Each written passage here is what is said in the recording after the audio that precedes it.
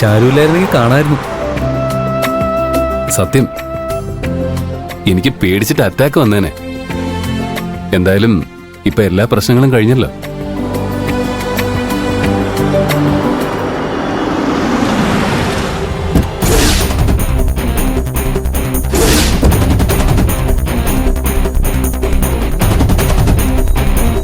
പ്രിയൻ,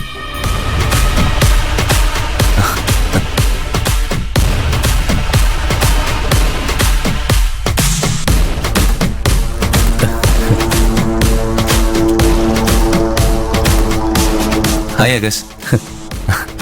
എത്ര നാളായി കണ്ടിട്ട്? Yes, it's been very long. കമ്പനിയുടെ ഉത്തരവാദിത്തങ്ങളെല്ലാം ഏറ്റെടുത്തതിന് ശേഷം ഒന്നിനും സമയം കിട്ടാറില്ല.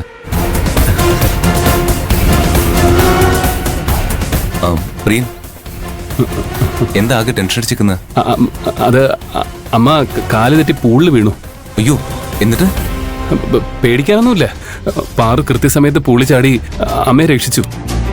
ഓ, ഷീസ് റിയലി ഓസം. പാർവതി എവിടെയാ? പാറു ഇവിടെ ഉണ്ടായിരുന്നു.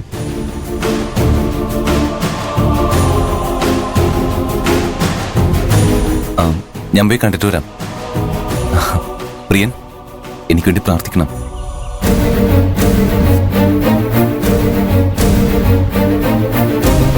എന്തിനാ നിന്നോട് പ്രാർത്ഥിക്കാൻ പറഞ്ഞു? ഞാൻ നേരത്തെ പറഞ്ഞില്ലേ, നീ പറഞ്ഞ തമാശയാണ് എന്റെ ജീവിതത്തിലെ ഏറ്റവും വലിയ പ്രശ്നമെന്ന്. കൈലാഷ് സാറിന് പാറുവിനെ ഇഷ്ടമാണ്. അതെ, എന്നെക്കാൾ മുമ്പ് പാറുവിനെ കണ്ടതും ഇഷ്ടപ്പെട്ടതും അദ്ദേഹമാണ്. ഇത്രയും കാലം അദ്ദേഹം അത് മനസ്സിൽ കൊണ്ട് നടക്കുകയായിരുന്നു. അവരുടെ ഇടയിൽ വരണ്ടാന്ന് കരുതി ഞാൻ നാട് വിട്ട് പോകാൻ ഒരുങ്ങിയതാ. അപ്പോഴാ പാറുവിന് എന്നെ ഇഷ്ടമാണെന്ന് പറയുന്നത്. പിന്നെ എനിക്ക് അവളെ കൈവിടാൻ കഴിഞ്ഞില്ല. പാറുവിന് കൈലാഷിന്റെ മനസ്സിൽ എന്താണെന്നറിയോ? ഞാൻ അവളോട് എല്ലാം പറഞ്ഞു. കൈലാഷ് സാറ് പാറുവിനോട് പ്രണയം തുറന്നു പറഞ്ഞ പാറു എല്ലാ സത്യങ്ങളും വെളിപ്പെടുത്തും. കൈലാഷ് സാറിന് അത് താങ്ങാൻ കഴിയില്ല. എന്ത് നടക്കുമെന്ന് ചിന്തിക്കുമ്പോൾ തന്നെ എനിക്ക് പേടിയാവുന്നു. അതിന് ഇവിടെ നിന്ന് ടെൻഷൻ അടിച്ചിട്ട് എന്താ കാര്യം?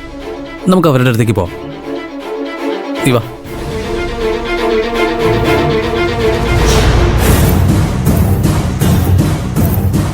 ഈശ്വരാ, മിന്നിച്ചേക്കണേ.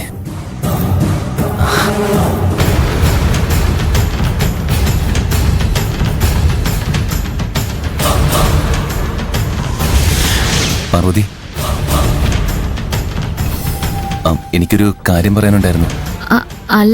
ഏയ് പ്ലീസ്, ഒന്നും പറയരുത്. നിന്നോടിത് എങ്ങനെ അവതരിപ്പിക്കണമെന്ന് ഒരുപാട് പ്രാക്ടീസ് ചെയ്തിട്ടാണ് ഞാൻ വന്നിരിക്കുന്നത്. ഇടയിൽ കയറി താൻ എന്തെങ്കിലും പറഞ്ഞാൽ അതിന്റെ ഫ്ലോ അങ്ങ് പോവും. കൈലാഷ് പാറുവിനോട് സംസാരിച്ചു തുടങ്ങിയല്ലോ. നമുക്കിടയിൽ കയറി അദ്ദേഹത്തെ തടഞ്ഞാലോ? ഏയ്, അങ്ങനെ ചെയ്താ കൂടുതൽ പ്രശ്നമാവേ ഉള്ളൂ. എന്താണ് സംഭവിക്കുന്നതെന്ന് നോക്കി നിൽക്കാനേ നമുക്ക് പറ്റൂ. പാറു സത്യം വെളിപ്പെടുത്തുമ്പോൾ കൈലാഷ് ശാന്തനായി പ്രതികരിക്കുമെന്ന് പ്രതീക്ഷിക്കാനേ നിവൃത്തിയുള്ളൂ. പാർവതി, നിന്നെ എനിക്ക് ഒരുപാട് ഇഷ്ടമാണ്. ഇഷ്ടമെന്ന് പറയുമ്പോൾ ഒരുപാട് തരത്തിലുണ്ടെന്ന് എനിക്കറിയാം. അതുകൊണ്ട് കൺഫ്യൂഷൻ ഉണ്ടാക്കാൻ എനിക്ക് താല്പര്യമില്ല. എനിക്ക് നിന്നോട് തോന്നുന്നത് പ്രണയം തന്നെയാണ്.